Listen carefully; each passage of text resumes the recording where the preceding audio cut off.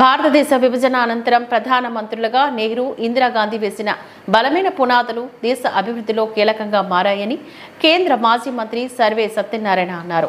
దివంగత మాజీ ప్రధాని ఇందిరాగాంధీ జయంతి సందర్భంగా మంగళవారం కూకట్పల్లి నియోజకవర్గంలో ఆమె జయంతి వేడుకలను కాంగ్రెస్ పార్టీ ఆధ్వర్యంలో ఘనంగా నిర్వహించారు. ఈ కార్యక్రమానికి ఆయనతో పాటు కూకట్పల్లి కాంగ్రెస్ పార్టీ ఇన్ఛార్జ్ బండి రమేష్ ముఖ్య అతిథిగా హాజరయ్యారు.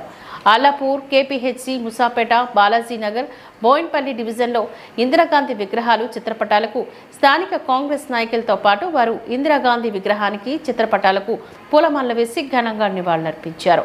ఈ సందర్భంగా బండి రమేష్ మాట్లాడుతూ దేశ తొలి మహిళా ప్రధానిగా ఇందిరాగాంధీ చేసిన సేవలు చిరస్మరణీయమని అన్నారు. దేశం కోసం ఆమె ప్రాణాలు సైతం కోల్పోయారని అన్నారు.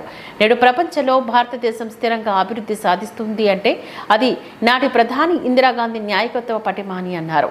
పొరుగు దేశాలతో యుద్ధ సమయంలో కూడా శ్రీమతి గాంధీ పలు సాహసోపేత నిర్ణయాలు తీసుకున్నారని చెప్పారు.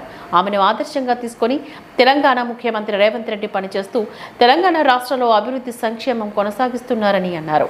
కార్యక్రమంలోని ముఖ్యమైన నాయకులు, బ్లాక్ అధ్యక్షుడు, బ్లాక్ అధ్యక్షురాలు, డివిజన్ అధ్యక్షులు, డివిజన్ అధ్యక్షురాలు, యూత్ నాయకులు, మైనార్టీ నాయకులు, నాయకురాలు, ఎన్ఎస్ఐ నాయకులు, ఓబీసీ సెల్ నాయకులు మరియు సీనియర్ నాయకులు, ఎస్సీ సెల్ నాయకులు, వివిధ సెల్ అధ్యక్షులు మరియు కార్యకర్తలు తదితరులు పాల్గొన్నారు. అందరినీ మోసం చేసిందే కానీ ఏ ఒక్క మహిళకు కూడా ఇల్లు ఇచ్చిన సందర్భాలు లేవు.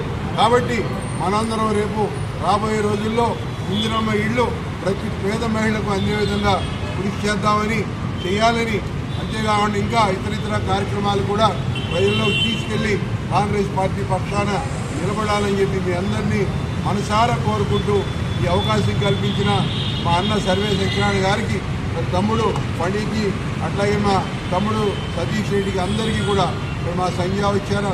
పెద్ద పెద్దలు చాలా మంది ఉన్నారు ఇక్కడ.